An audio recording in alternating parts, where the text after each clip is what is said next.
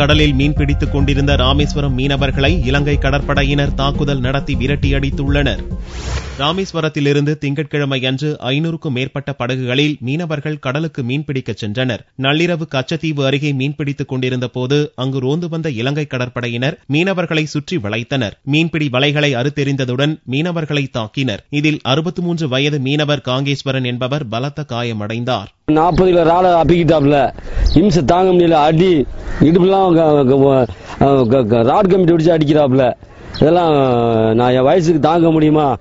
எனக்கு இந்த கடத்தொழில வேற எனக்கு வழியே தெரியாது. சின்ன வயசுல இருந்து எனக்கு இந்த தொழில். இந்த மாதிரி இலங்கை அரசாங்கம் இப்படி கொடுமைப்படுத்துது. இலங்கை கடற்படையினரின் தாக்குதலால் பீதியடைந்த மீனவர்கள் உயிருக்கு அஞ்சி கரை திரும்பினர். இந்நிலையில் கடலில் நடக்கும் தாக்குதல் சம்பவம் குறித்து ஊடகங்களுக்கு தகவல் அளித்தால் மீன்பிடி டோக்கன் ரத்து செய்யப்படும் என்று மீன்வளத்துறை அதிகாரிகள் எச்சரித்துள்ளது மீனவர்களை பெரும் வேதனையில் ஆழ்த்தியுள்ளது.